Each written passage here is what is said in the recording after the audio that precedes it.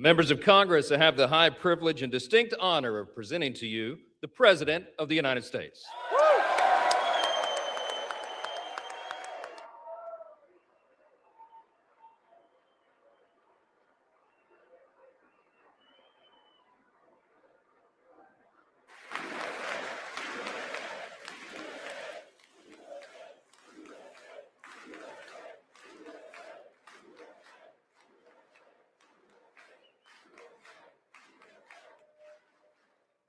Well, thank you very much, everybody. It's really an honor. Speaker Johnson, Vice President Vance, First Lady of the United States.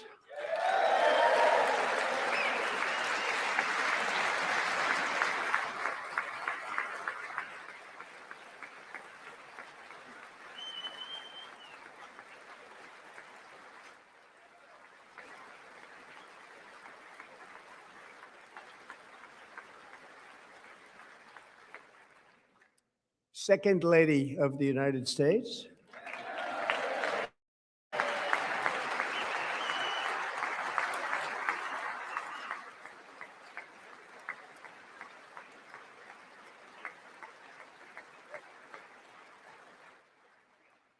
Members of Congress and my fellow Americans, our nation is back, bigger, better, richer, and stronger than ever before.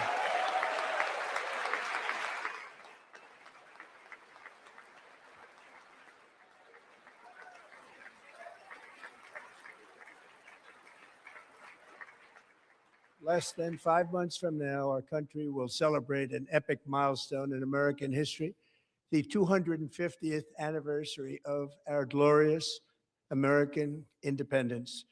This July 4th, we will mark 2.5 centuries of liberty and triumph, progress and freedom in the most incredible and exceptional nation ever to exist on the face of the earth. And you've seen nothing yet. We're going to do better and better and better. This is the golden age of America.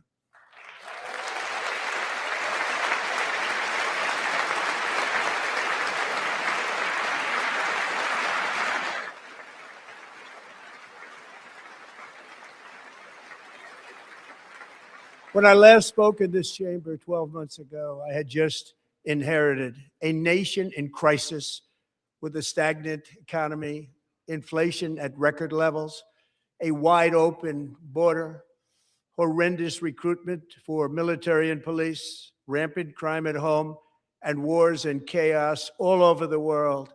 But tonight, after just 1 year, I can say with dignity and pride that we have achieved a transformation like no one has ever seen before, and a turnaround for the ages. It is indeed a turnaround for the ages.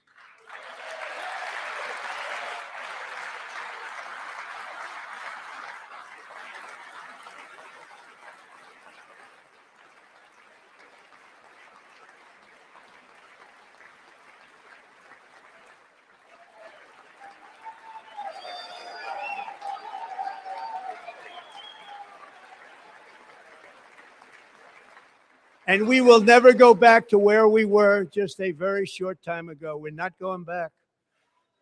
Today, our border is secure.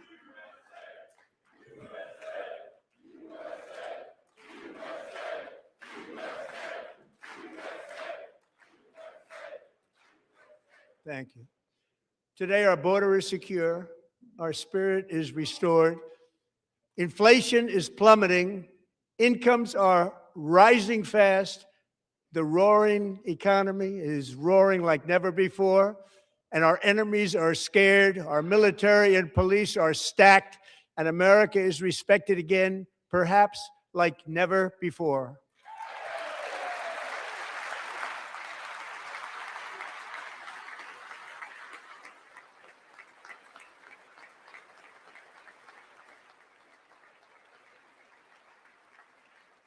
After 4 years in which millions and millions of illegal aliens poured across our borders, totally unvetted and unchecked, we now have the strongest and most secure border in American history by far.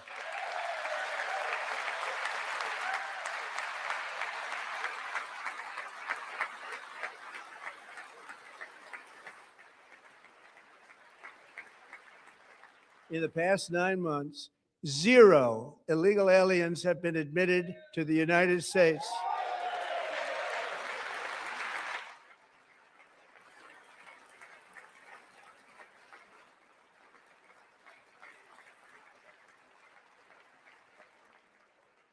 But we will always allow people to come in legally, people that will love our country and will work hard to maintain our country.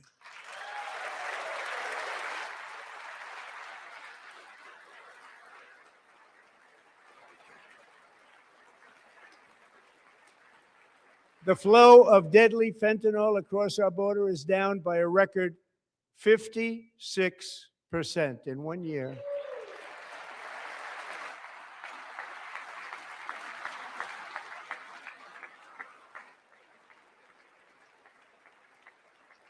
And last year, the murder rate saw its single largest decline in recorded history. This is the biggest decline, think of it, in recorded history, the lowest number in over 125 years, year 1900. In fact, substantially before my wonderful father, I had a wonderful father, Fred, before he was born, substantially before he was born. That's a long time ago. He wouldn't like me to say that, but that's a long time ago. The Biden administration and its allies in Congress gave us the worst inflation in the history of our country. But in 12 months, my administration has driven core inflation down to the lowest level in more than 5 years. And in the last 3 months of 2025, it was down to 1.7%.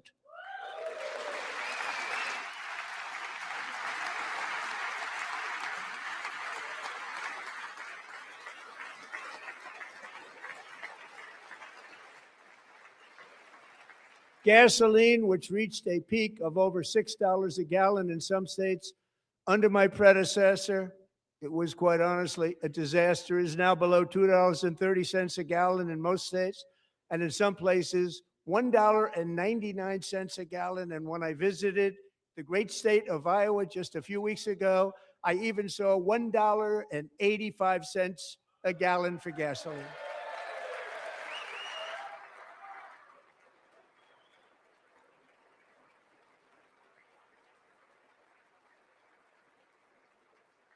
Mortgage rates are the lowest in 4 years and falling fast, and the annual cost of a typical new mortgage is down almost $5,000 just since I took office. 1 year.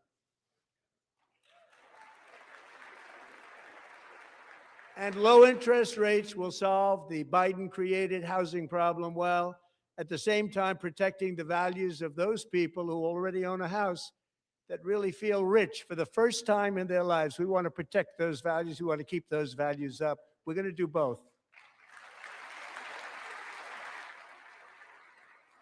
And we are going to keep it that way. The stock market has set 53 all-time record highs since the election. Think of that, 1 year. Boosting pensions, 401ks, and retirement accounts for the millions and millions of Americans. They're all gaining. Everybody's up, way up.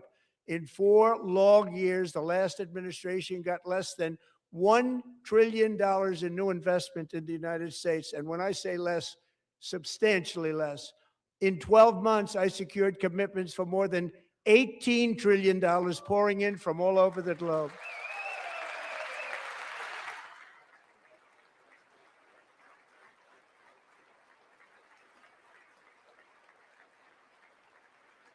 Think of it, much less than $1 trillion for 4 years versus much more than $18 trillion for 1 year. What a difference a president makes. A short time ago, we were a dead country. Now we are the hottest country anywhere in the world, the hottest.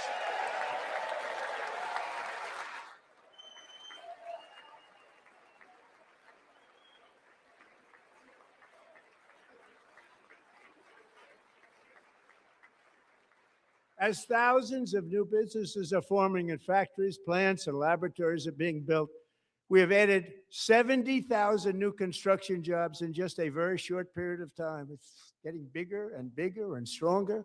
Nobody can believe what they're watching. American oil production is up by more than 600,000 barrels a day, and we just received from our new friend and partner, Venezuela, more than 80 million barrels of oil.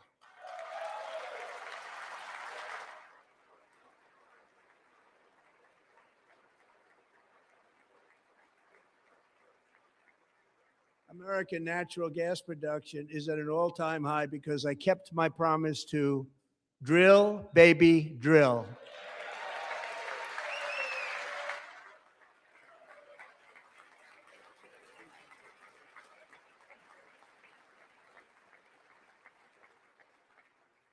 More Americans are working today than at any time in the history of our country. Think about that. Any time in the history of our country, more working today.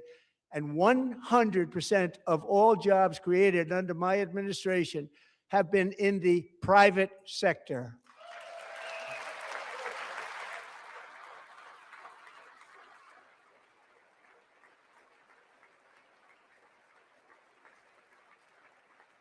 We ended DEI in America.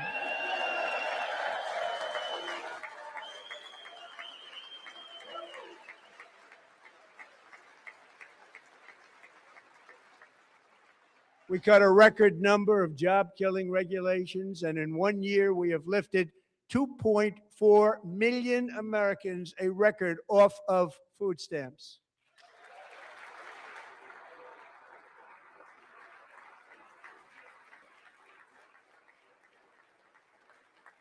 And for all of these reasons, I say tonight, members of Congress, the state of our union is strong.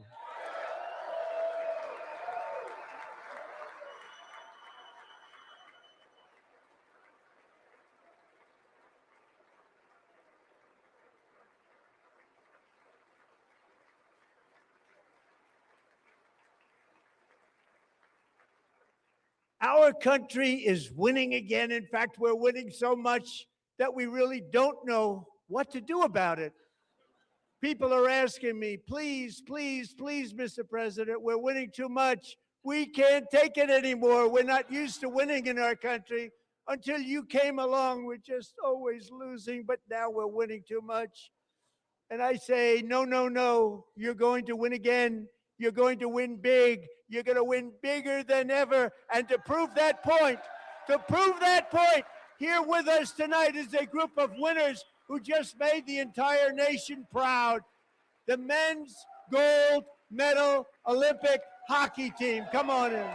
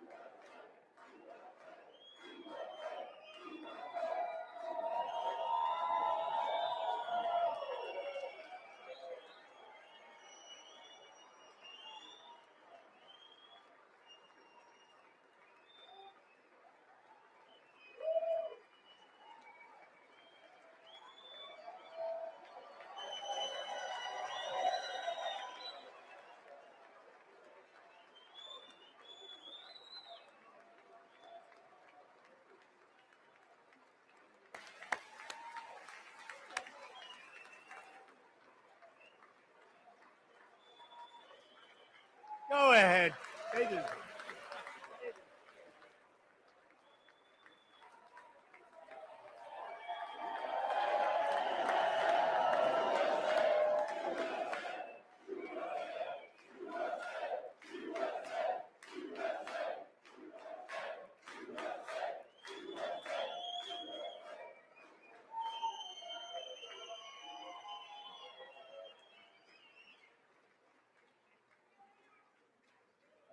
That's the first time I've ever seen them get up. And actually, not all of them did get up. But they beat a fantastic Canadian team in overtime, as everybody saw, as did the American women who will soon be coming to the White House.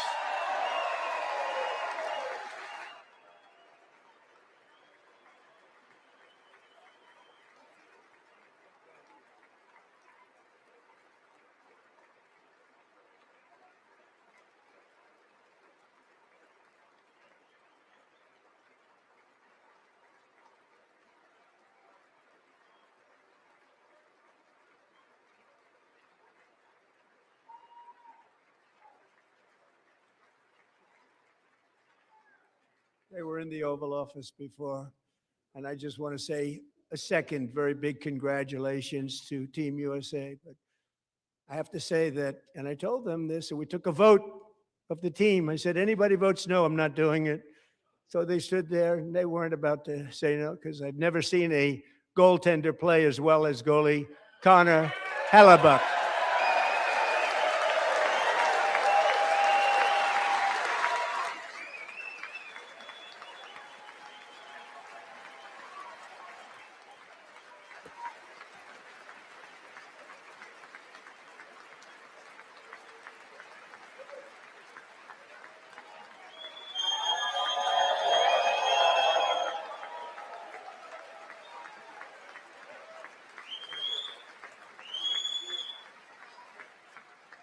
Think of it, 46 shots on goal. And I asked him, the one shot, the one where you put your stick in the back and it hit the neck of your stick and bounced off. You practice that, or was that a little lucky? He refused to answer that question. But I just want to tell you that the members of this great hockey squad will be very happy to hear, based on their vote and my vote, and in this case, my vote was more important, that I will soon be presenting Connor with our highest civilian honor, which we will be given and which has been given to many athletes over the years. But when I say many, not too many, like 12, it's called the highest civilian honor in our country, the Presidential Medal of Freedom.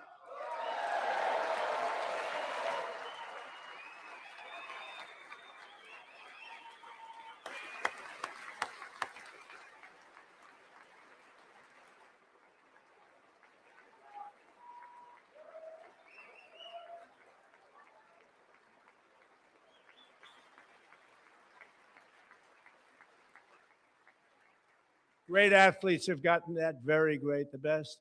And I thought he deserved it. And I did take a vote, every single one of them. I said, I'm not giving it if anybody goes no. And every single one of them rapidly put up their hand. So I want to thank you. What a special job you did. What special champions you are. Thank you very much.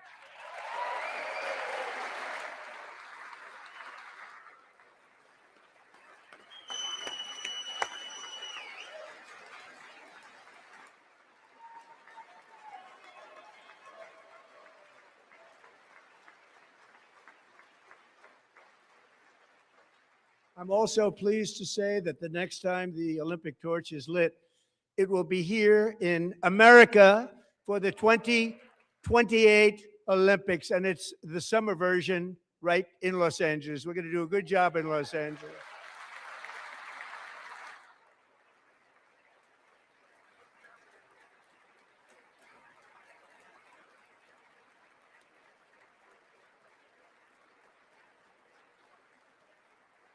And Los Angeles is going to be safe, just like Washington, D.C. is now one of the safest cities in the country.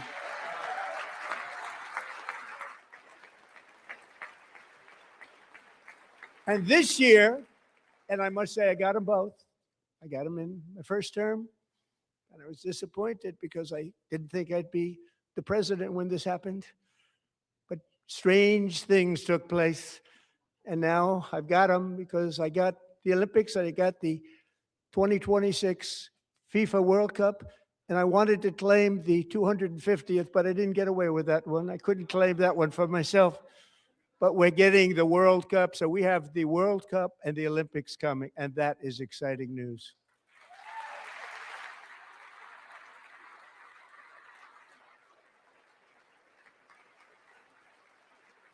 So this will be a year to celebrate our country and the heroes who have kept it free. Men like Buddy Taggart. At age 17, Buddy volunteered to defend America in World War II, serving in the Pacific under the great General Douglas MacArthur. He fought bravely in the famous Battle of Manila, worked so hard. He was badly wounded and almost killed by enemy machine guns in Luzon. And 81 years ago this month, he liberated the largest internment camp in the Philippines, one of the largest anywhere in the world. Buddy earned many honors, including a Purple Heart and a Bronze Star, came home, started a family, and tonight he is in the gallery looking forward to July 4th, 2026, his 100th birthday.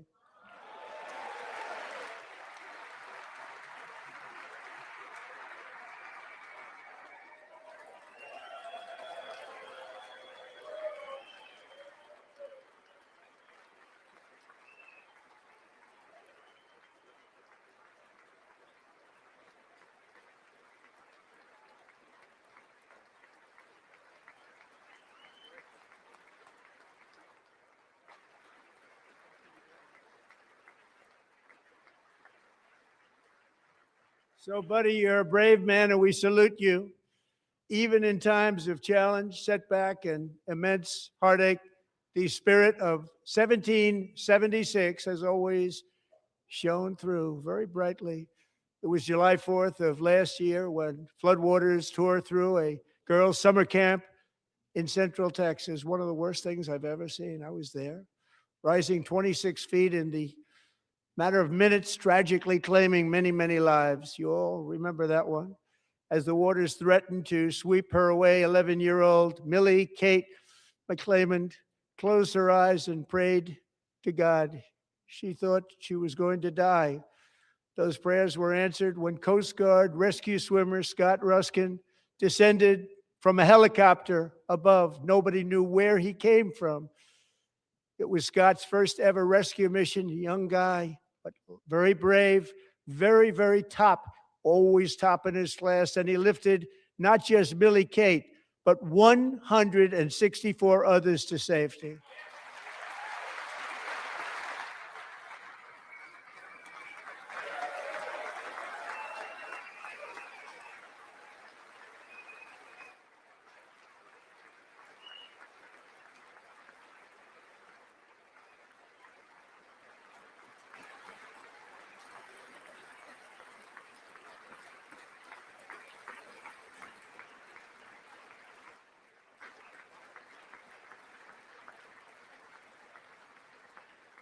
People watched Scott from a distance, and they couldn't believe what they were seeing. The winds were blowing, the rain was pouring, everything was going, and that rapid water, nobody's ever seen anything like it. They said, wow, that's something.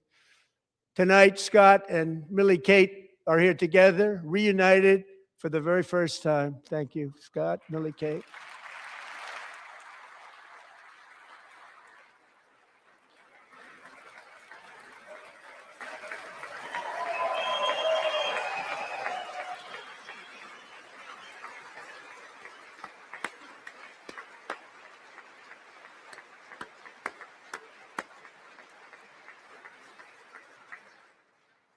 And Petty Officer Ruskin, I'm pleased to inform you that I am now awarding you the Legion of Merit for extraordinary heroism, which is what it was, extraordinary heroism. Thank you.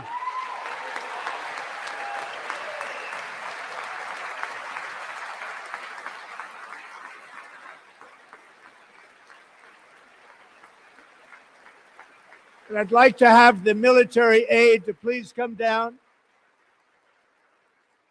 and take care of the service. Military aide, thank you very much. Take care of that very important service. Thank you very much.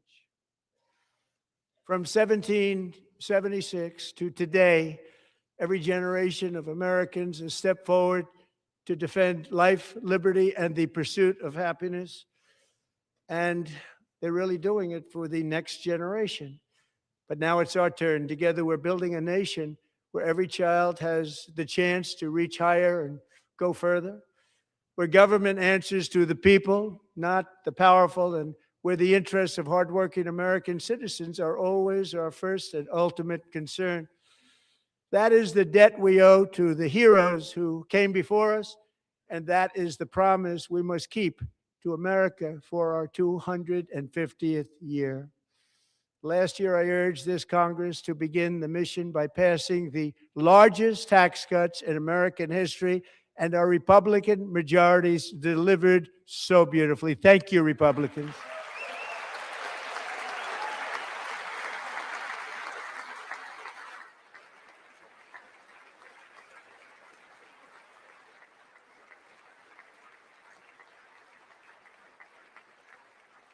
All Democrats, every single one of them, voted against these really important and very necessary massive tax cuts.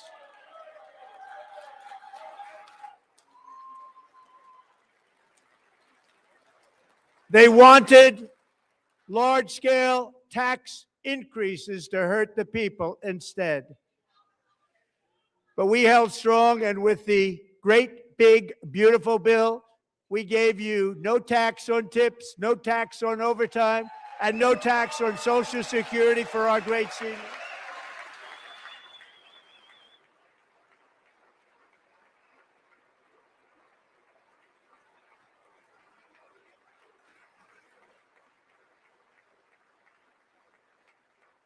And we also made interest on auto loans tax deductible the first time, but only if the car is made in America.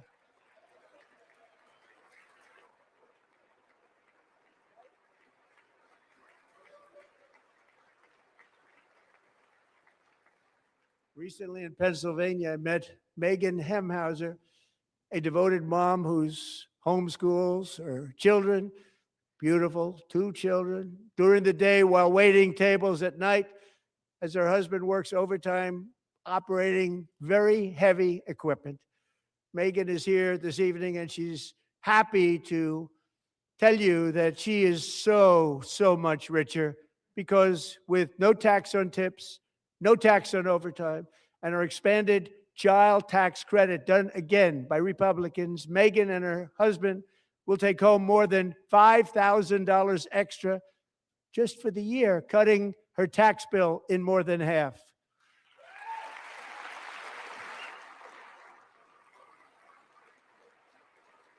Megan, please stand up. We're fighting for you, Megan. Thank you, Megan. Thank you, Megan. We're fighting for you, Megan. Under our bill, parents like Megan can also activate their children's brand new Trump accounts. And I didn't name it. I did not name it. I did not name that.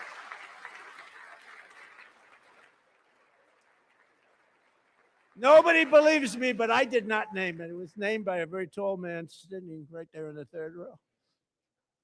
Nice man, a good man. Tax-free investment accounts for every American child. This is something that's so special and has taken off and gone through the roof. Millions will be pre-funded courtesy of the U.S. Treasury and private individuals like Michael and Susan Dell, who have donated $6.25 billion to fund the Trump accounts for 25 million American children. They're great people.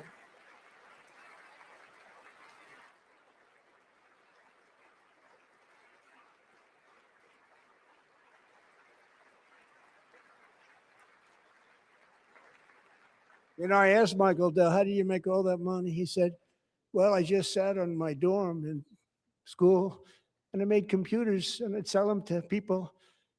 And I just kept selling and selling and selling. And pretty amazing story. That's called the American dream. He sold a lot of computers, a lot of those laptops. So I congratulate him on that. But I really thank him and Susan, as well as others like Brad Gerstner, a very tremendous guy. He was behind it right from the beginning. Brad Gerstner. Thank you, Brad.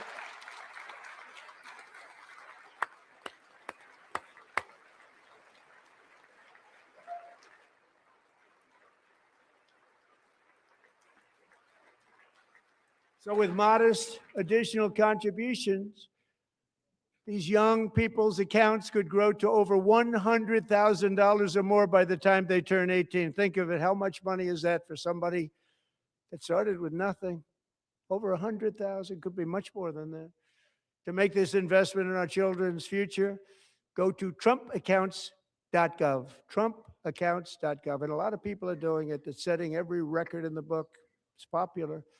They knew what it was going to take. I'm so proud of them. I'm so proud of the people that got it started. And now it's just taken off. One of the primary reasons for our country's stunning economic turnaround, the biggest in history, where the Dow Jones broke 50,000 4 years ahead of schedule, and the S&P hit 7,000, where it wasn't supposed to do it for many years were tariffs.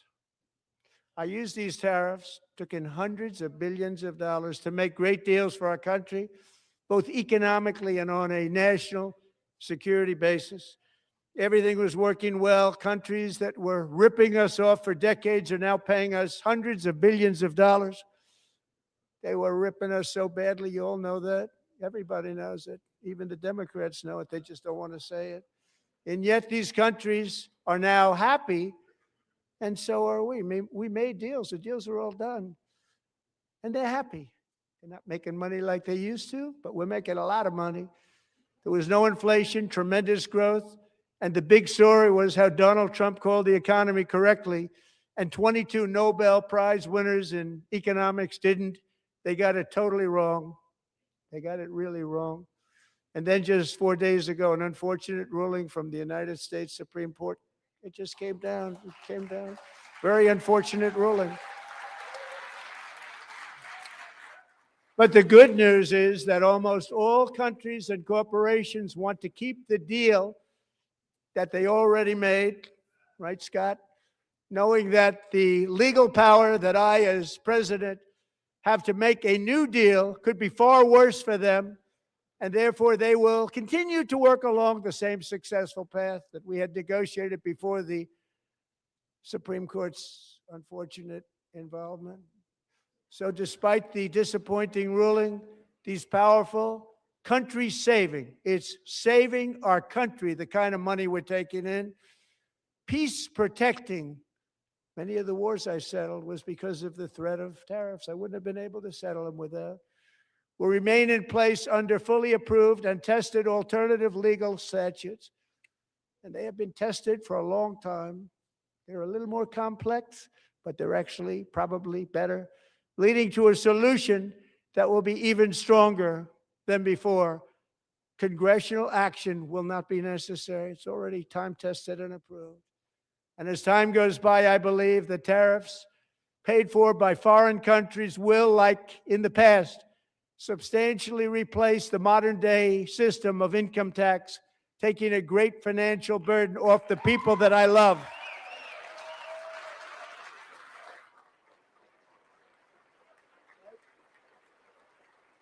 Right?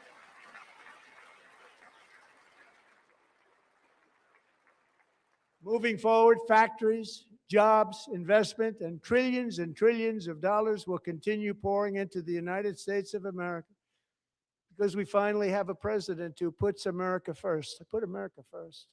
I love America.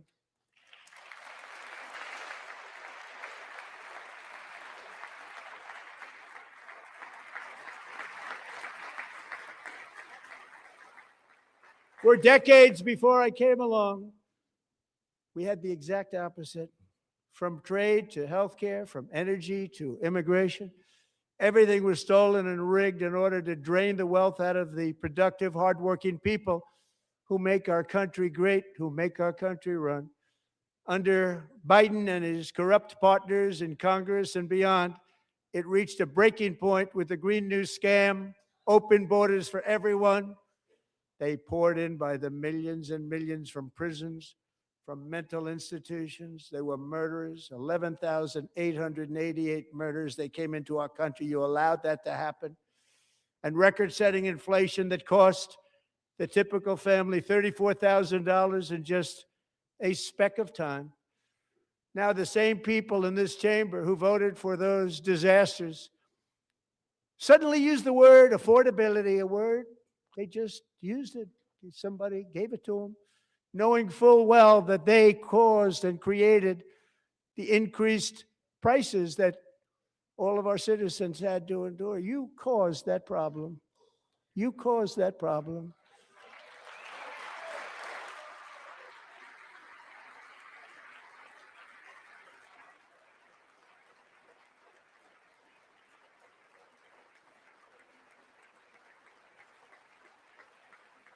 They knew their statements were a lie. They knew it. They knew their statements were a dirty, rotten lie. Their policies created the high prices Our policies are rapidly ending them. We are doing really well. Those prices are plummeting downward.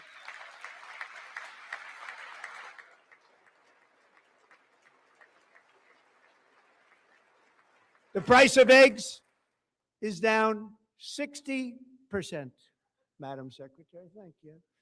The cost of chicken, butter, fruit, hotels, automobiles, rent is lower today than when I took office by a lot. And even beef, which was very high, is starting to come down significantly. Just hold on a little while. We're getting it down. And soon you will see numbers that few people would think were possible to achieve just a short time ago. Nobody can believe when they see the kind of numbers, and especially energy, when they see energy going down to numbers like that, they cannot believe it.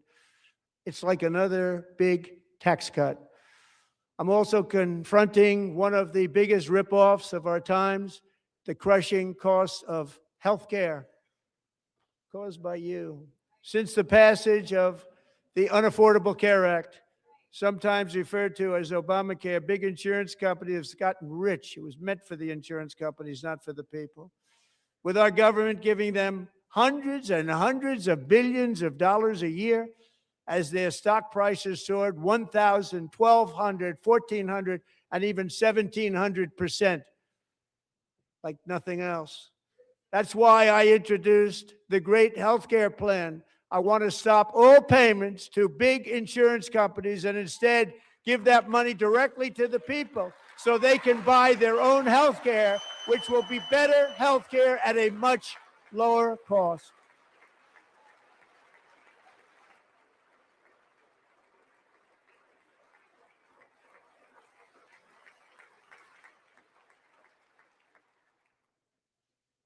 In addition, my plan requires maximum price transparency. That's a big deal.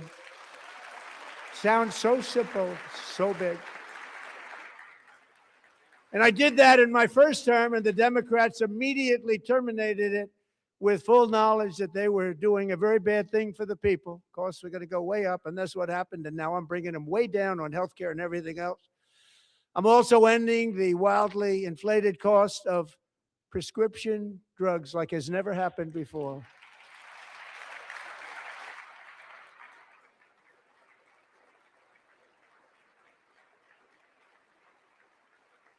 Other presidents tried to do it, but they never could. They tried.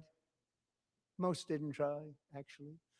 But they tried. They said they tried. They couldn't do it. They didn't even come close. They were all talk and no action, but I got it done. Under my just enacted most favored nation agreements, Americans who have for decades paid by far the highest prices of any nation anywhere in the world for prescription drugs will now pay the lowest price anywhere in the world for drugs. Anywhere, the lowest price.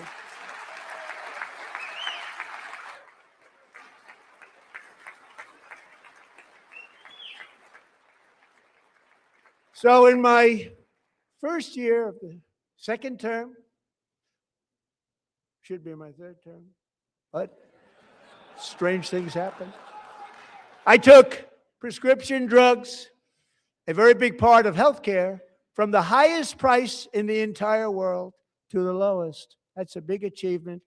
The result is price differences of 300, 400, 500, 600, all available right now at a new website called TrumpRx.gov. And I didn't name that one either, by the way.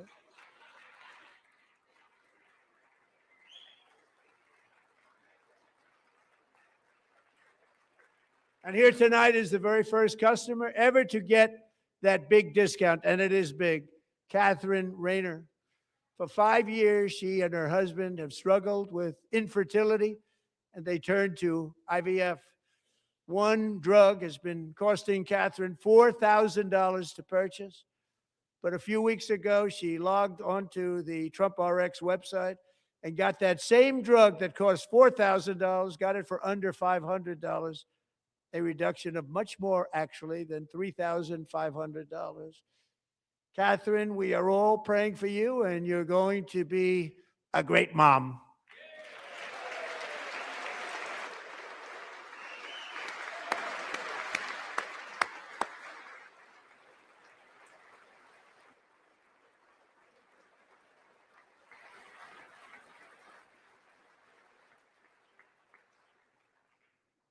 So now I'm calling on Congress to codify my most favored nation program into law. Now, the one thing I'm not sure it matters because it's going to be very hard for somebody that comes along after me to say, let's raise drug prices by 700 or 800%. But John and Mike, if you don't mind, codify it anyway. They may do it. Codify it anyway. Thank you. Many Americans are also concerned that energy demand from AI data centers could unfairly drive up their electric utility bills. Tonight, I'm pleased to announce that I have negotiated the new Ratepayer Protection Pledge. You know what that is? We're telling the major tech companies that they have the obligation to provide for their own power needs. They can build their own power plants as part of their factory so that no one's prices will go up.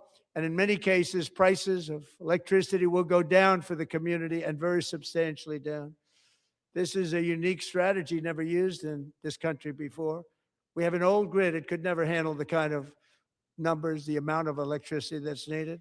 So I'm telling them they can build their own plant. They're going to produce their own electricity.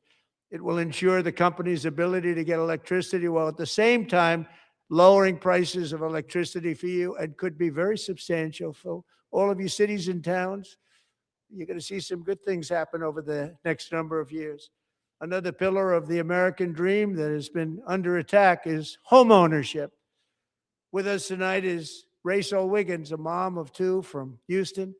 She placed bids on 20 homes and lost all of those bids to gigantic investment firms that bypassed inspection, paid all cash, and turned those houses into rentals, stealing away her American dream. She was devastated.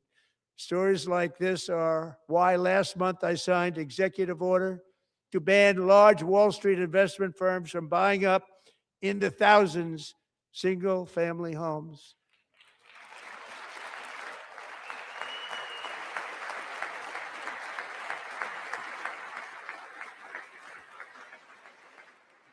And now I'm asking Congress to make that ban permanent because homes for people, really, that's what we want. We want homes for people, not for corporations. Corporations are doing just fine. Rachel, thank you very much. Good luck with your home. You'll get one soon.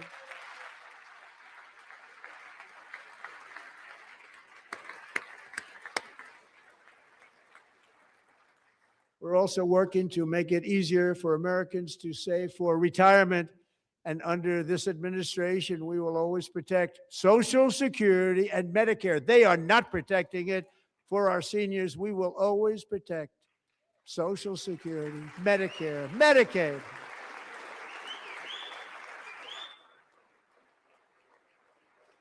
Since I took office, the typical 401k balance is up by at least $30,000. That's a lot of money. We have millions and millions of people, because the stock market has done so well, setting all those records. Your 401ks are way up. Yet half of all of working Americans still do not have access to a retirement plan with matching contributions from an employer. To remedy this gross disparity, I'm announcing that next year my administration will give these often forgotten American workers, great people, the people that built our country, access to the same type of retirement plan offered to every federal worker. We will match your contribution with up to $1,000 each year. As we ensure that all Americans can profit from a rising stock market, let's also ensure that members of Congress cannot corruptly profit from using insider information.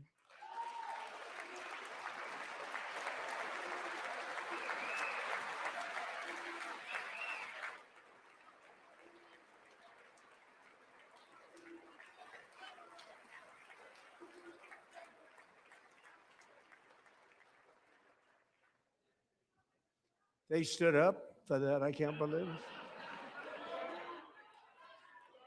I can't believe it. Did Nancy Pelosi stand up if she was here? Doubt it. Pass the Stop Insider Trading Act without delay.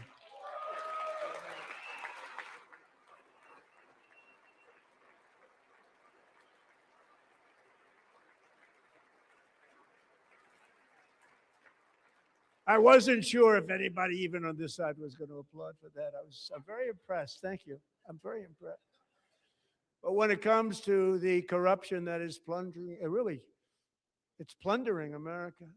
There's been no more stunning example than Minnesota, where members of the Somali community have pillaged an estimated $19 billion from the American taxpayer. Oh, we have all the information. And in actuality, the number is much higher than that. And California, Massachusetts, Maine, and many other states are even worse. This is the kind of corruption that shreds the fabric of a nation, and we are working on it like you wouldn't believe. So tonight, although started 4 months ago, I am officially announcing the war on fraud to be led by our great Vice President, J.D. Vance.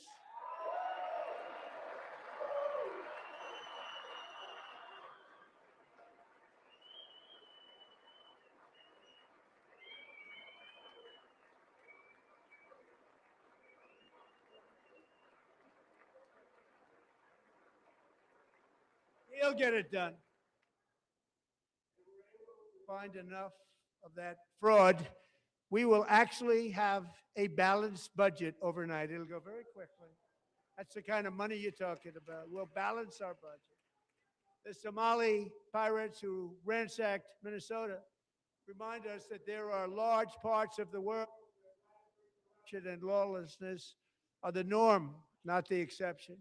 Importing these cultures through unrestricted immigration and open borders brings us problems right here to the USA. And it is the American people who pay the price in higher medical bills, car insurance rates, rent, taxes, and perhaps most importantly, crime. We will take care of this problem. We're going to take care of this problem. We are not playing games. Delilah.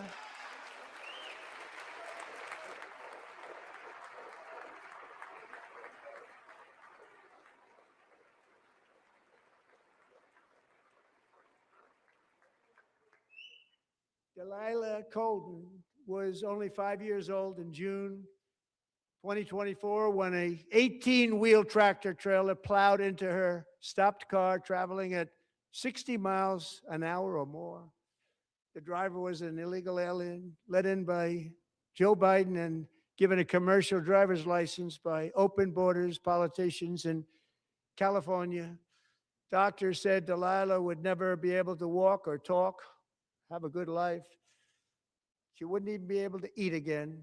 But against all odds, she is now in the first grade learning to walk. And she's here this evening with her dad, Marcus, a fantastic man. Delilah, please, you are a great inspiration. Please stand up.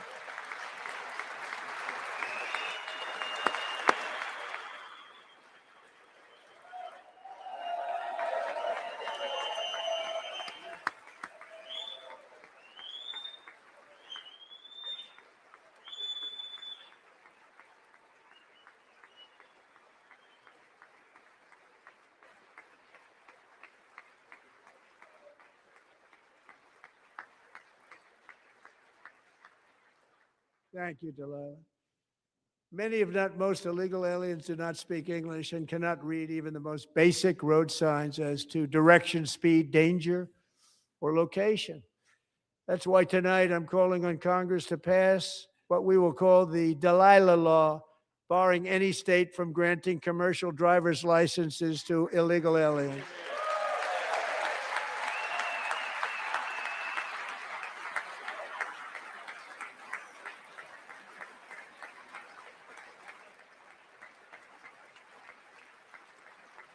And yesterday, as you probably saw at the White House, I hosted a ceremony with Americans who lost their treasured loved ones to the scourge of illegal immigration. People came into our country, how we allowed this to happen with our open borders. These are the angel moms and families that for decades our government betrayed and our media totally ignored. It was terrible. Hard to believe, actually.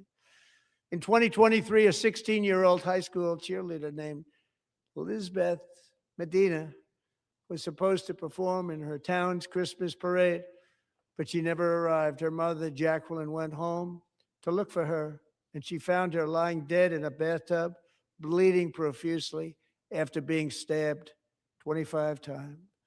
Lizbeth's killer was a previously arrested illegal alien who had broken in and brutally extinguished the brightest light in her family's life, violently and viciously. Her heartbroken mother is in the gallery to remind everyone in this chamber exactly why we are deporting illegal alien criminals to our country at record numbers, and we're getting them the hell out of here fast. We don't want them.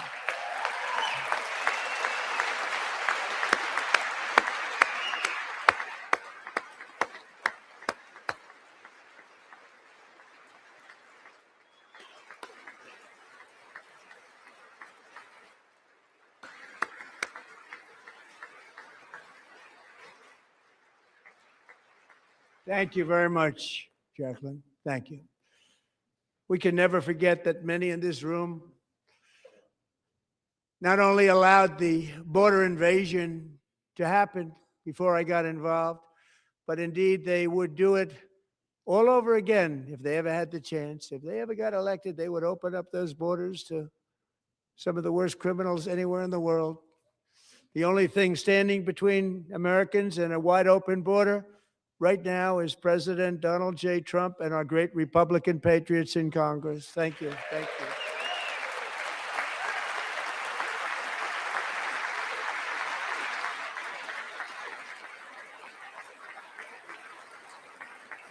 As we speak, Democrats in this chamber have cut off all funding for the Department of Homeland Security. It's all cut off. It's all cut off. They have instituted another Democrat shutdown, the first one costing us 2 points on GDP. 2 points we lost on GDP, which probably made them quite happy, actually. Now they have closed the agency responsible for protecting Americans from terrorists and murderers. Tonight, I'm demanding the full and immediate restoration of all funding for the border security, homeland security of the United States, and also for helping people clean up their snow. We have no money because of the Democrats, and it would be nice. We'd love to give you a hand at cleaning it up, but you gave no money. Nobody's getting paid. It's a shame. So you have to think about it. We have, in case you didn't know, a pretty large snowstorm out there. One of the great things about the State of the Union is how it gives Americans the chance to see clearly what their representatives really believe. So tonight, I'm inviting every legislator to join with my administration in reaffirming a fundamental principle. If you agree with this statement, then stand up and show your support. The first duty of the American government is to protect American citizens, not illegal aliens.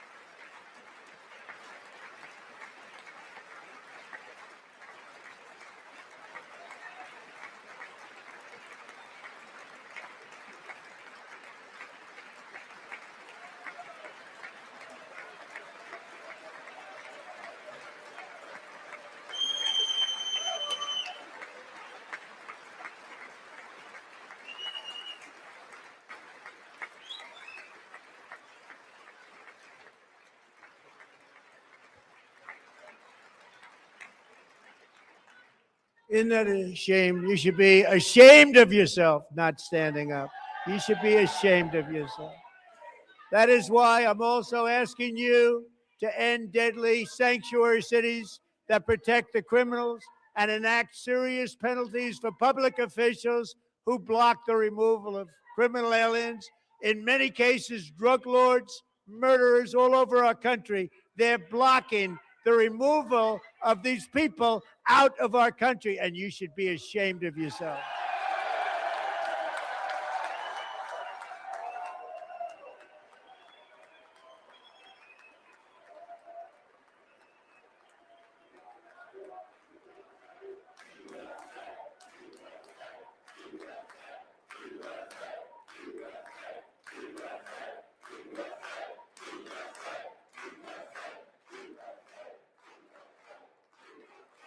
And perhaps most importantly, I'm asking you to approve the Save America Act.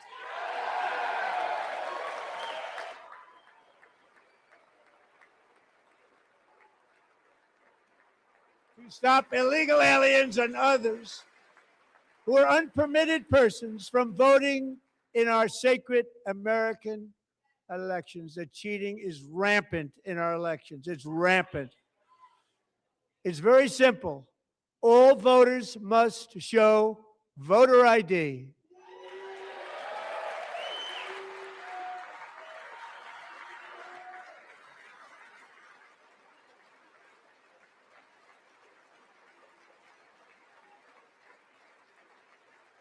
All voters must show proof of citizenship in order to vote.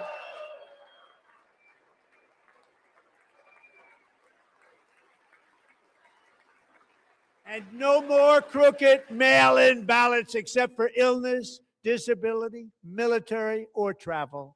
None.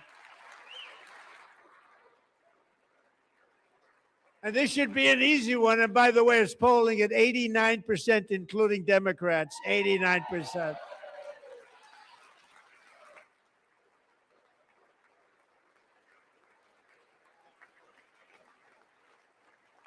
And even the new communist mayor of New York City, I think he's a nice guy, actually. Speak to him a lot. Bad policy, but nice guy. Just said they want people to shovel snow. They got hit hard. Wants them to shovel snow, but if you apply for that job, you need to show 2 original forms of ID and a Social Security card. Yet they don't want identification for the greatest privilege of them all, voting in America. No, it's no good. No good. Both Republicans and Democrats overwhelmingly agree on the policy that we just enunciated. And Congress should unite and enact this common sense, country-saving legislation right now, and it should be before anything else happens.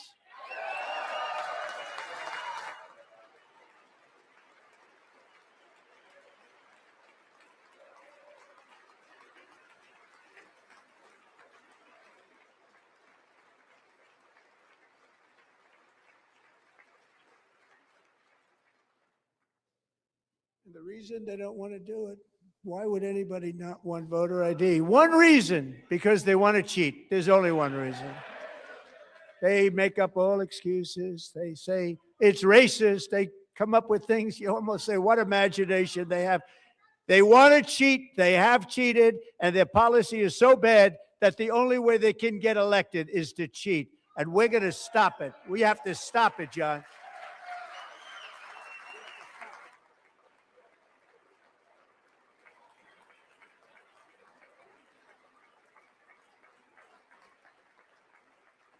And here is one more opportunity to show common sense in government. In the gallery tonight are Sage Blair and her mother, Michelle. In 2021, Sage was 14 when school officials in Virginia sought to socially transition her to a new gender, treating her as a boy and hiding it from her parents. Hard to believe, isn't it? Before long, a confused Sage ran away from home after she was found in a horrific situation in Maryland A left-wing judge refused to return Sage to her parents because they did not immediately state that their daughter was their son. Sage was thrown into an all-boys state home and suffered terribly for a long time. But today, all of that is behind them because Sage is a proud and wonderful young woman with a full ride scholarship to Liberty University. Sage and Michelle, please stand up.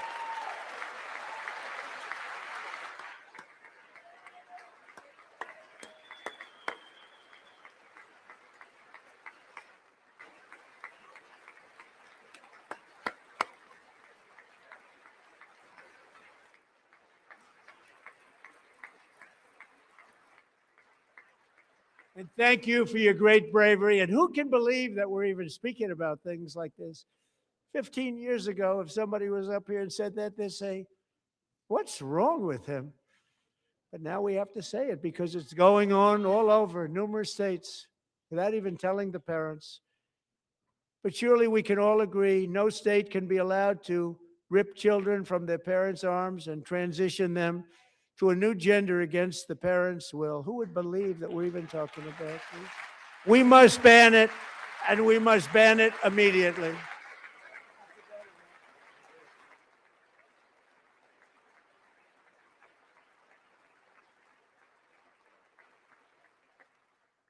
Look, nobody stands up. These people are crazy. I'm telling you, they're crazy.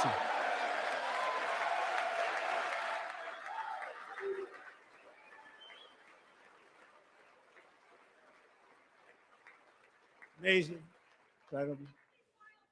Boy, oh boy. We're lucky we have a country. With people like this, Democrats are destroying our country, but we've stopped it just in the nick of time, didn't we? Huh?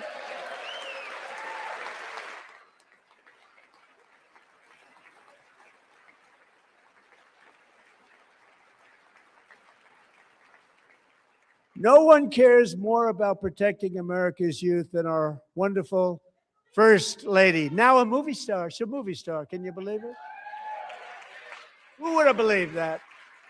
Over the past year, she has had an incredible impact championing AI legislation, advancing a landmark executive order on foster care, and helping secure $30 million to launch the Melania Trump Foster Youth to Independence Initiative. It's a tremendous, really a tremendous thing that happened and had a lot of bipartisan support. She gets much better bipartisan support than I do. I get none. She gets a lot.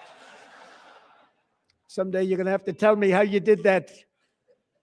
And students and educators in every state have joined the First Lady's efforts in the presidential AI challenge, keeping America's next generation positioned to succeed and strongly succeed in the future. Tonight, we welcome two young people whose lives reflect the First Lady's impact, Sierra Burns and Everest Nevermont. Thank you both, and Melania, thank you. I know how hard you worked on it. Thank you very much.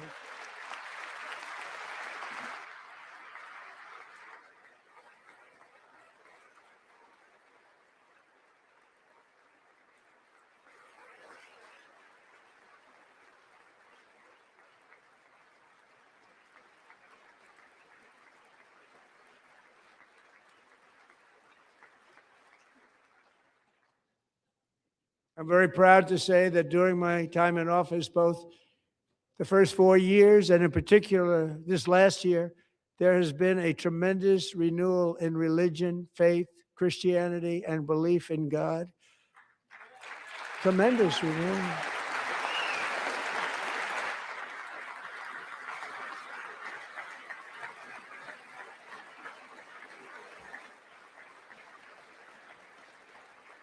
This is especially true among young people, and a big part of that had to do with my great friend, Charlie Kirk, a great guy, great man.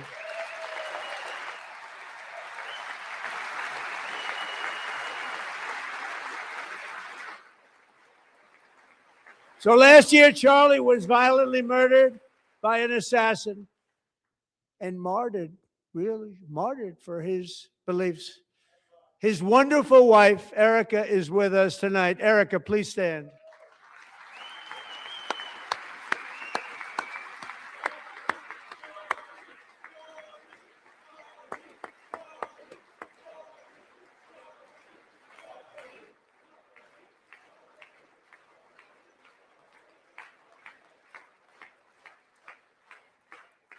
Thank you, Erica. Been through a lot. In Charlie's memory, we must all come together to reaffirm that America is one nation under God, and we must totally reject political violence of any kind.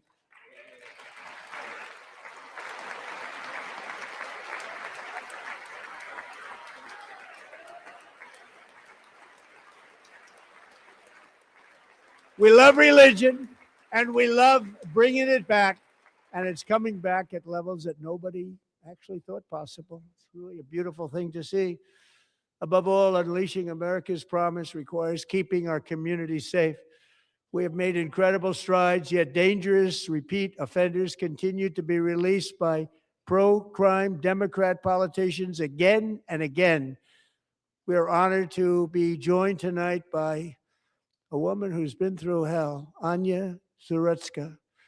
In 2022, she and her beautiful daughter, so beautiful, what a beautiful young woman, Irina, fled war-torn Ukraine to live with relatives near Charlotte, North Carolina. And by the way, what's going on with Charlotte? Last summer, 23-year-old Irina was riding home on the train when a deranged monster who had been arrested over a dozen times and was released through no cash bail stood up and viciously slashed a knife through her neck and body. No one will ever forget there were people on that train. No one will ever forget the expression of terror on Irina's face as she looked up at her attacker in the last seconds of her life. She died instantly. She had escaped a brutal war only to be slain by a hardened criminal, set free to kill in America, came in through open borders. Mrs. Zaretska, tonight I promise you we will ensure justice for your magnificent daughter, Irina.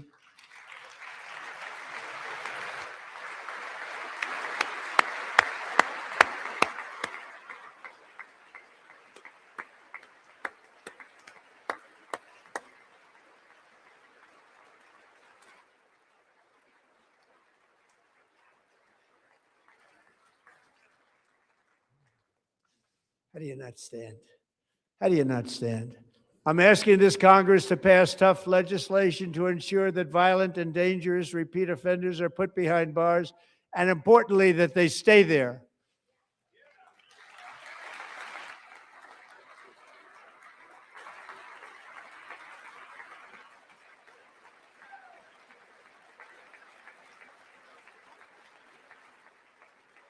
Starting last summer, I deployed our National Guard and federal law enforcement to restore law and order to our most dangerous cities, including Memphis, Tennessee, big success, New Orleans, Louisiana, big success, and our nation's capital itself, Washington, D.C., where we have almost no crime anymore in Washington, D.C. How did that happen?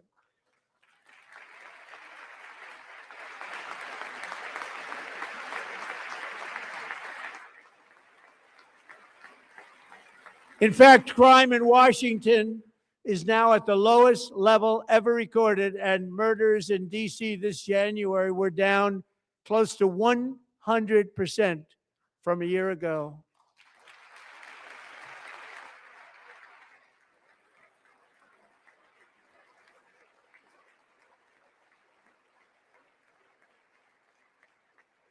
They don't like to hear that. One of the brave service members who helped achieve this stunning turnaround was 20-year-old West Virginia Army National Guard Specialist Sarah Beckstrom. After a 4-month deployment, she voluntarily extended her service, and her rank was going to be lifted. She was doing so well. They were so proud of her.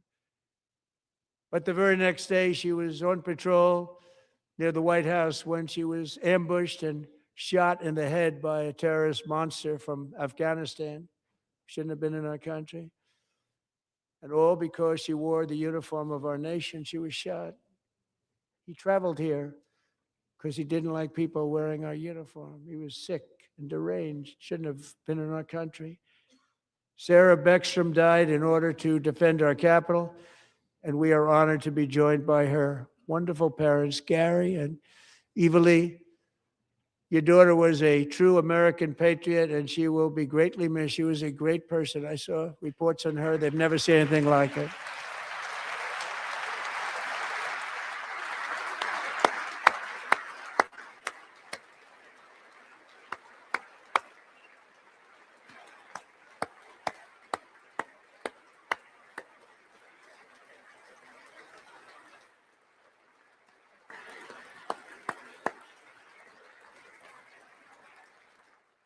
So sorry. Thank you very much. A great young lady. I saw reports that were like, perfect. She was perfect. Serving alongside Sarah that day was Staff Sergeant Andrew Wolf. The terrorist shot Andrew in the head, and no one thought he could possibly make it. The two of them, Sarah and Andrew, both shot violently in the head. Neither was expected to make it. They weren't even given a chance, except his wonderful mother, named Melody, who I spoke to the same night. And she was so positive. The doctors thought that Andrew was gone, but his mother said, no, Mr. President, Andrew will be fine. He's going to make it. I've never seen anything like it. I mean, he was given almost no chance. She said, I have no doubt, sir, he's going to be okay. This was a conversation that I had with her that night, with her son laying helplessly in bed, blood all over. Everybody is praying, she said, sir, he will be okay. The doctors didn't understand what she was saying. And after looking at the results of the damage done, neither did I. She was so strong and conclusive that even Andrew's great father felt she didn't really understand the gravity of the situation. But she turned out to be right. Right, Melody? She turned out to be right.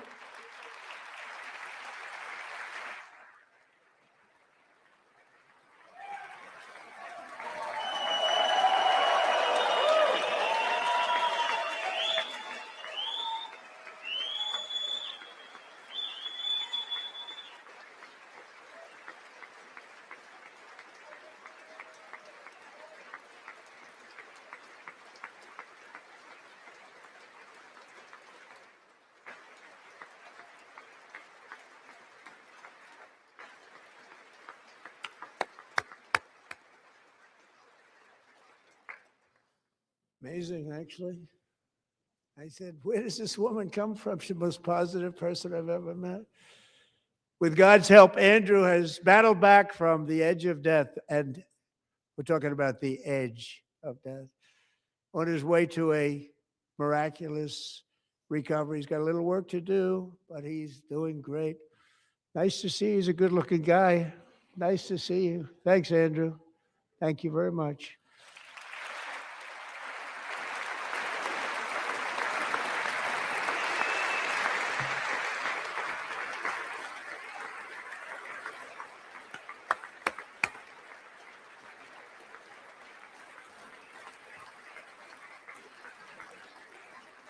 So, Andrew, while you're up, now I'm going to ask a highly respected General James Seward to present Staff Sergeant Andrew Wolf and the great family of Sarah Beckstrom with the award created by our late, great President George Washington himself. It's called the Purple Heart.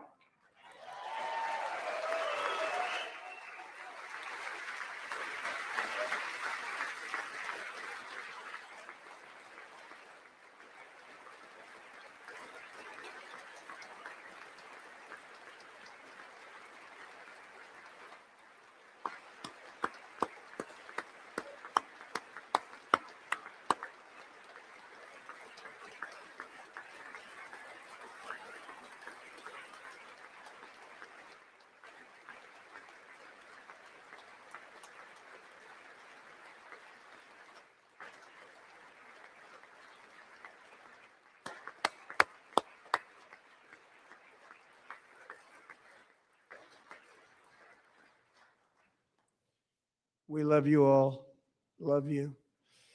We're proudly restoring safety for Americans at home, and we are also restoring security for Americans abroad. Our country has never been stronger. My first 10 months, I ended 8 wars, including Cambodia. Isn't it funny? Sick people. Cambodia and Thailand, Pakistan and India would have been a nuclear war. 35 million people said the prime minister of Pakistan would have died if it were not for my involvement. Kosovo and Serbia, Israel and Iran, Egypt and Ethiopia, Armenia and Azerbaijan, the Congo and Rwanda, and of course the war in Gaza, which proceeds at a very low level. It's just about there. And I want to thank Steve Witkoff and Jared Kushner for your help. Thank you, Steve. Thank you, Jared.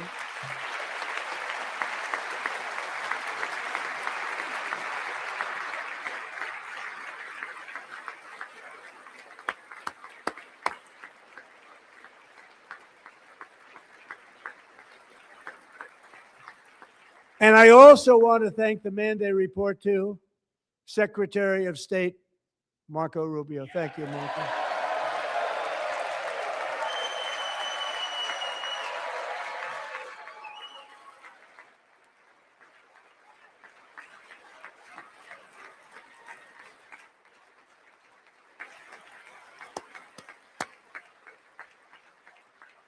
People like you. You know, Marco got 100% of the votes when he was in confirmation. I think our next one was about 54%. And some of the Democrats are now saying, I can't believe we approved that guy. And he said it's an honor that they feel that way, right, Marco? You have done a great job, great Secretary of State. I think he'll go down as the best ever.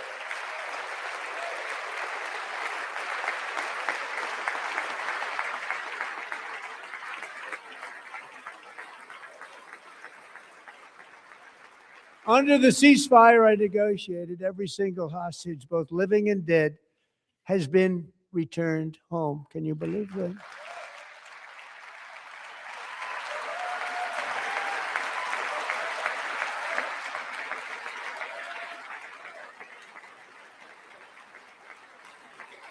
Nobody thought it was possible. Nobody thought that was possible. Both living and dead. And those parents who had a dead son, their boy, they'd always tell me their boy, they wanted him as much as though he were living. It was an amazing period of time. They came back, and when we got all of the living hostages back, and many, many before them, but I always said those last 20 are going to be very tough, but we got many, many more, hundreds. But I said those last 20 are going to be tough. We got them back, but we only got back 14 or 15 of the dead of the 28. And believe it or not, Hamas worked along with Israel, and they dug and they dug and they dug. It's a tough thing to do, going through bodies all over, passing up 100 bodies sometimes for each one that they found. Tough job. And they finally got it back to 27. And then Steve and Jared, they got it back to 28. They found all 28. Nobody thought that was possible, but we did it. And I remember the family of the 28th. They were so grieved, but they were so happy as it's possible to be. They had their boy back. The mother said, "Sir, we have our boy back." What a period of time that was, but we got them all back. So thank you both very much. Great job.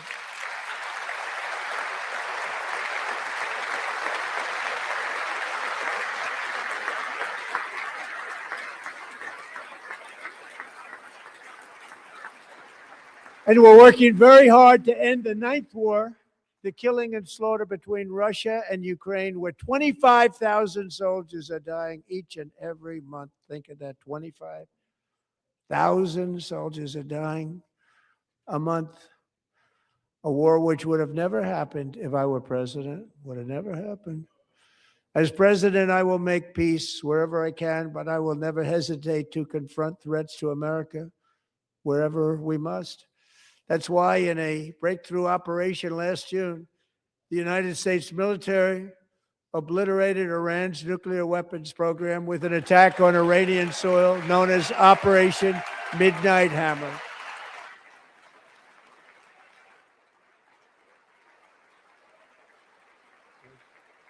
Good.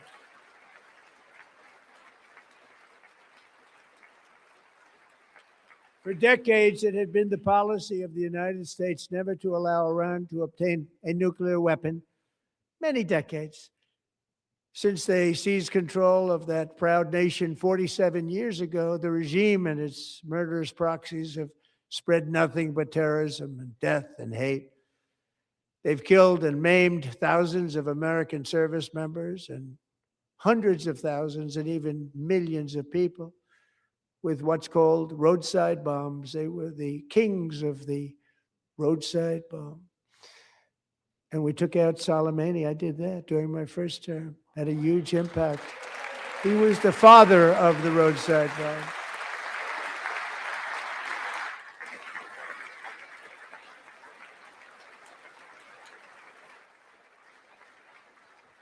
And just over the last couple of months with the protests, they've killed at least, it looks like 32,000 protests, 32,000 protesters in their own country.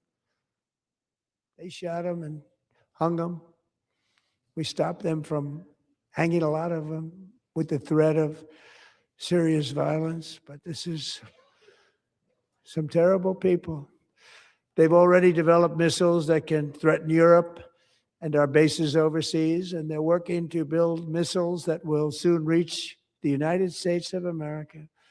After Midnight Hammer, they were warned to make no future attempts to rebuild their weapons program, and in particular, nuclear weapons. Yet they continue, starting it all over. We wiped it out, and they want to start all over again, and are at this moment again pursuing their sinister ambitions. We are in negotiations with them. They want to make a deal, but we haven't heard those secret words. We will never have a nuclear weapon. My preference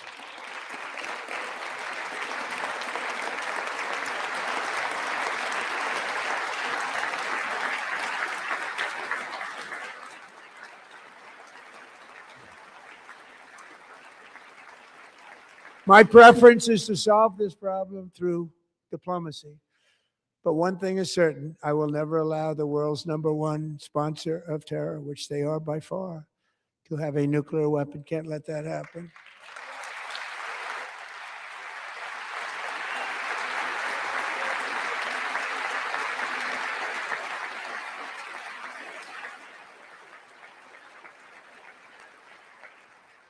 And no nation should ever doubt America's resolve.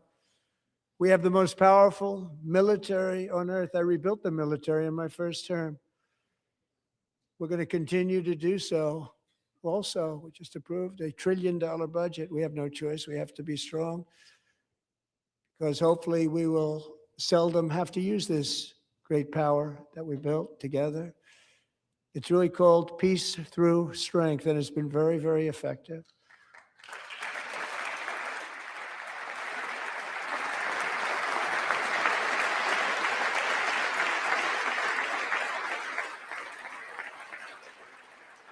So thanks to Republicans in Congress, we're investing that record number of dollars, have no choice, in the United States Armed Forces.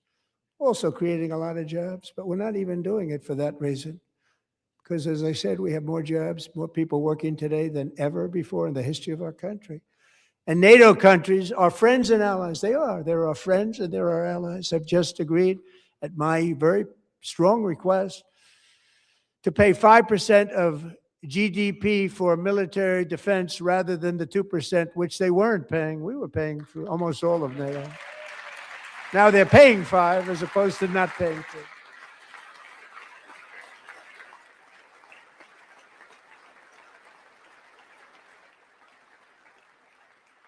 And getting that 5% was something which everyone said would never be done, could not happen. We got it really easily. One meeting.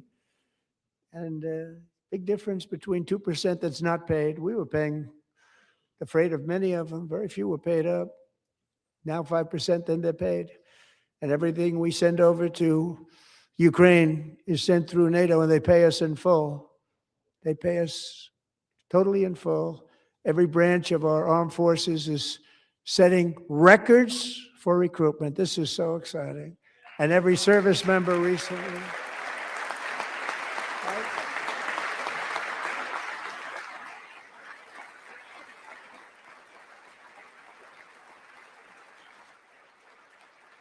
And every service member recently received a warrior dividend of $1,776.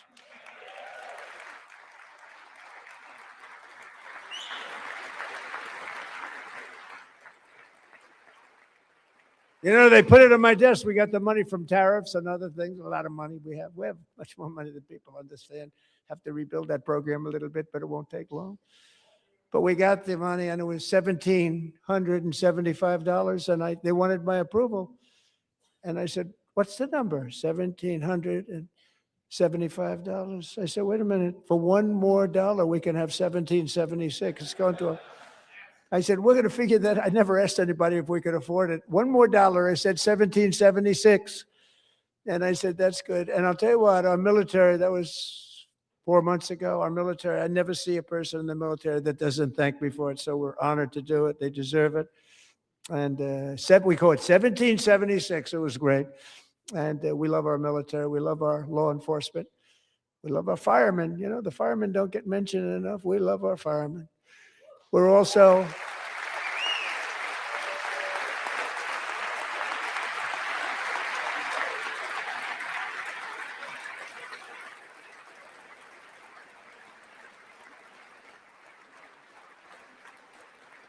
restoring American security and dominance in the Western Hemisphere, acting to secure our national interests and defend our country from violence, drugs, terrorism, and foreign interference. For years, large swaths of territory in our region, including large parts of Mexico, really large parts of Mexico, have been controlled by murderous drug cartels. That's why I designated these cartels as foreign terrorist organizations, and I declared illicit fentanyl as a weapon of mass destruction.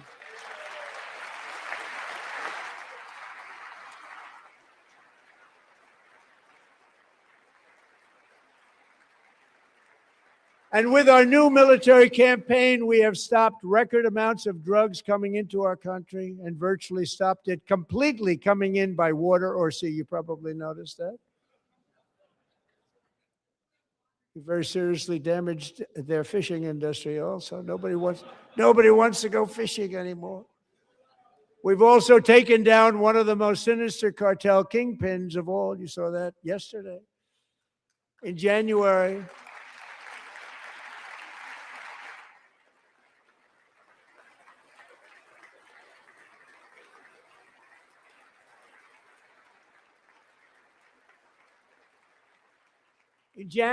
elite American warriors carried out one of the most complex, spectacular feats of military competence and power in world history. No one's seen anything like it. Foreign leaders, I won't tell you who, called me and they said, very impressive, very impressive.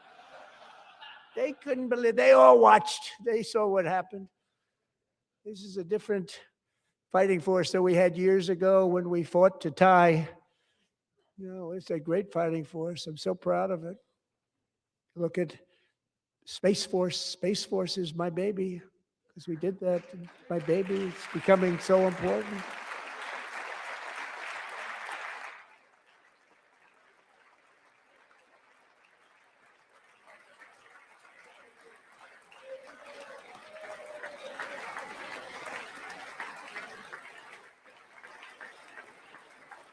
And America's armed forces overwhelmed all defenses and utterly defeated an enemy, good fighters, to end the reign of outlaw dictator Nicolas Maduro and bring him to face American justice.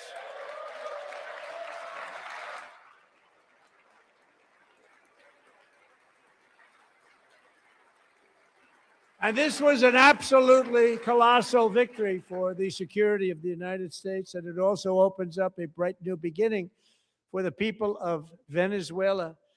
We're working closely with the new president of Venezuela, Delcy Rodriguez, to unleash extraordinary economic gains for both of our countries and to bring new hope to those who have suffered so terribly.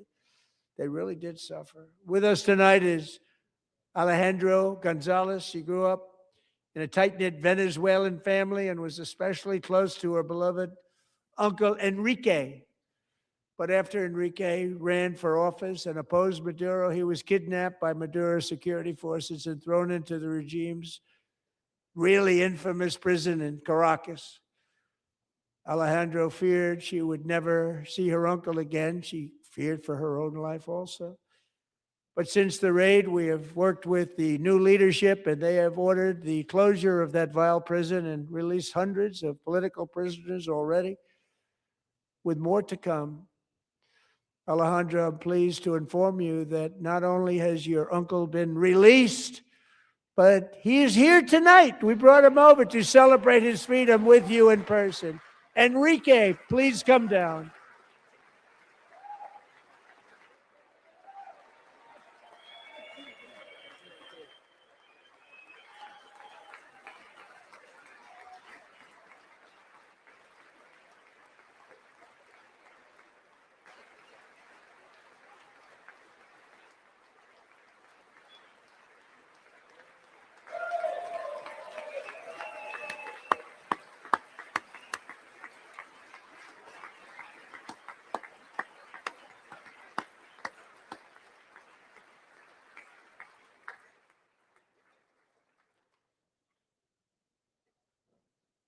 Thank you, Enrique. Have a good time. Nice to have you back, Enrique. There were many heroes on that January raid to capture Maduro, really great heroes. It was very dangerous. They knew we were coming. They were all set. But the deeds of one warrior that night will live forever in the eternal chronicles of military valor. Chief Warrant Officer 5, Eric Slover, planned the mission and was the flight lead in the cockpit of the first helicopter, a big, beautiful, powerful helicopter. It was a massive Chinook carrying, as you can imagine, many, many American warfighters. Wearing the dog tags, his wife Amy had blessed with holy water before he left. She knew it was going to be a rough one. Eric steered the Chinook under the cover of night and descended swiftly upon Maduro's heavily protected military fortress. This was a major military installation, protected by thousands of soldiers and guarded by Russian and Chinese military technology. How did that work out? Not too good.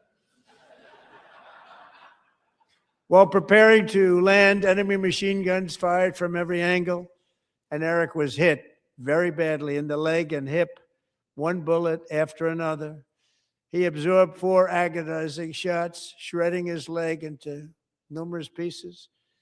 And yet, despite the fact that the use of his legs was vital to successful helicopter flight, legs are the most important part of flying a helicopter, to deliver the many commandos who would capture and detain Maduro was the only thing Eric was thinking about. Then, even as he was gushing blood, which was flowing back down the aisle, helicopter lands at a steep angle. The machine gun stood right in front of him. They were right in front of him, 2 machine gunners who escaped the wrath of the previous planes.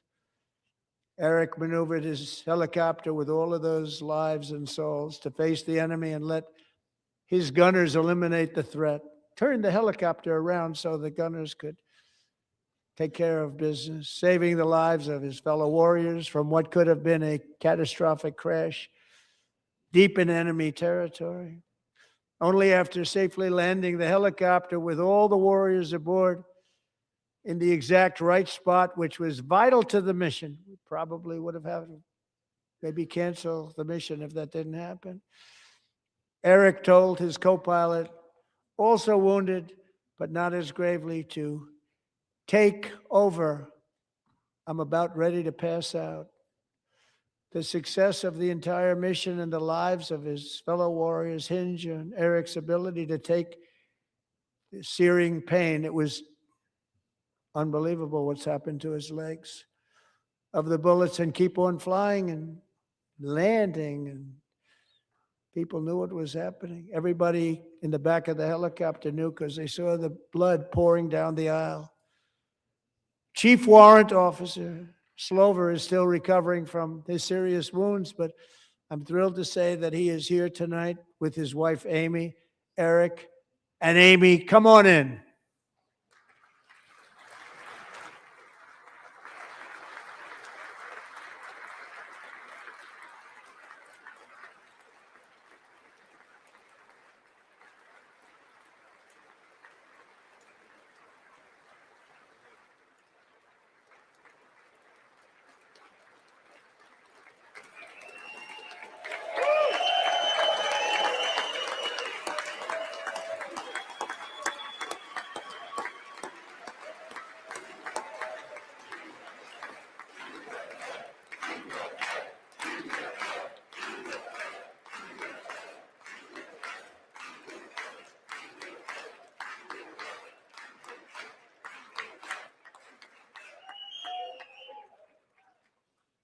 So we have a surprise for Eric and Amy. In recognition of Eric's actions above and beyond the call of duty, I would now like to ask General Jonathan Braga to present Chief Warrant Officer Slover with our nation's highest military award, the Congressional Medal of Honor.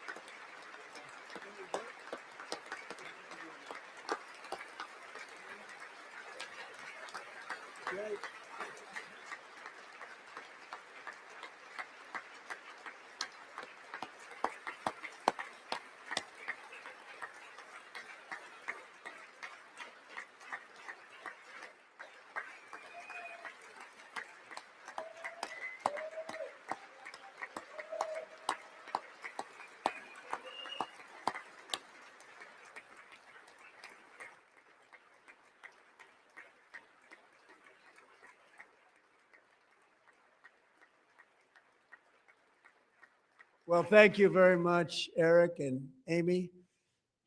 Great to get to know you. I met with them and with a lot of their fellow warriors at Fort Bragg recently. You notice the name Fort Bragg, we have it back, we brought it back. We won the First World War with it, the Second World War with it, and then they decided to change the name. So we changed it back. Everybody wanted to change back too. And 10 of Eric's fellow warriors from that incredible night of victory will also be receiving medals at a private ceremony that will soon be held at the White House, and Eric will be there. Thank you.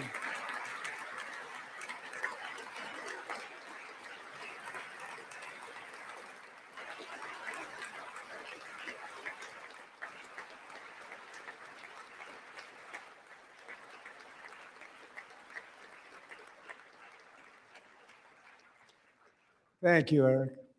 That's a big one. Tonight, we've celebrated many truly extraordinary American patriots, but there is one last living legend to honor before we go. He is one more heroic American aviator, Navy fighter pilot. Royce Williams served in World War II, Korea, Vietnam, flying more than 220 missions. In the skies over Korea in 1952, Royce was in the dogfight of a lifetime, legendary dogfight. Flying through blizzard conditions, his squadron was ambushed by 7 Soviet fighter planes.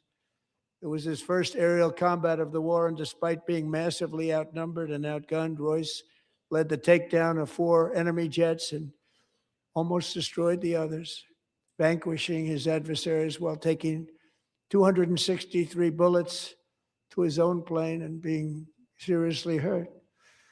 His story was secret for over 50 years. He didn't even want to tell his wife, but the legend grew and grew. But tonight, at 100 years old, this brave Navy captain is finally getting the recognition he deserves. He was a legend long before this evening. Royce, please stand up, and I will ask the First Lady of the United States to present Captain Royce Williams with his Congressional Medal of Honor.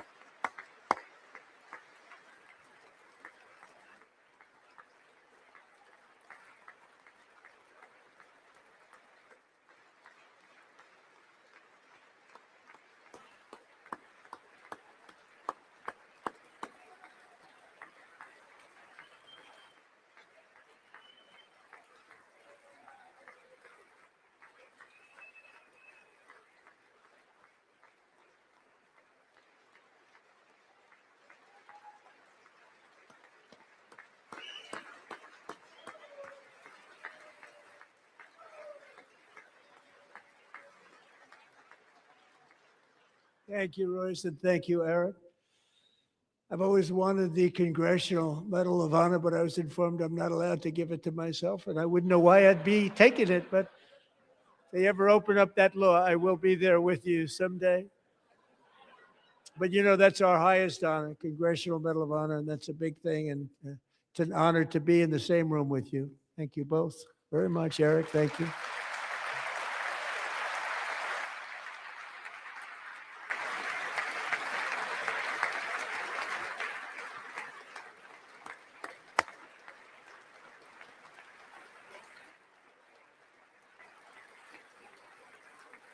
Thank you. 250 years is a long time in the life of a nation, but in another sense, it's really a mere moment in the eye of gentlemen we met in the gallery this evening took their first breaths 1 century ago, 100 years before that, on July 4th, 1826, the author of the Declaration of Independence, brilliant, Thomas Jefferson, drew his last breath. Just a single long human lifespan separates the giants who declared and won our independence from the heroes who stand among us tonight. Everything our nation has done, everything we have achieved, has been the work of those few great lifetimes. In those brief chapters, Americans built this nation from 13 humble colonies into the pinnacle of human civilization and human freedom, the strongest, wealthiest, most powerful, most successful nation in all of history. Americans ventured out across the daunting and dangerous continent. We carved paths through an unforgiving wilderness, settled a boundless frontier, and tamed the beautiful but very, very dangerous Wild West. From empty marshes and wide open plains, we raised up the world's greatest cities. Together, we mastered the world's mightiest industries, and shattered history's monstrous tyrannies, and we liberated millions from the chains of fascism, communism, oppression, and terror. Americans lifted humanity into the skies on the wings of aluminum and steel. And then we launched mankind into the stars on rockets powered by sheer American will and unyielding American pride. We wired the globe with our ingenuity. We captivated the planet with American culture. And now we are pioneering the next great American breakthroughs that will change the entire world. All of this and so much more is the enduring legacy, unmatched glory of the hardworking patriots who built and defended this country and who still carry the hopes and freedoms on all of humanity's backs. For years, they were forgotten, betrayed, and cast aside. But that great betrayal is over, and they will never be forgotten again. Because when the world needs courage, daring, vision, and inspiration, it is still turning to America. And when God needs a nation to work his miracles, he knows exactly who to ask. There is no challenge Americans cannot overcome, no frontier too vast for us to conquer, no dream too bold for us to chase, no horizon too distant for us to claim. For our destiny is written by the hand of providence, and these first 250 years were just the beginning. From the rugged border towns of Texas to the heartland villages of Michigan, from the sun-kissed shores of Florida to the endless fields of the Dakotas, and from the historic streets of Philadelphia to right here in our nation's capital, Washington, D.C., the golden age of America is upon us. The revolution that began in 1776 has not ended. It still continues because the flame of liberty and independence still burns in the heart of every American patriot. And our future will be bigger, better, brighter, bolder, and more glorious than ever before. Thank you, God bless you, and God bless America.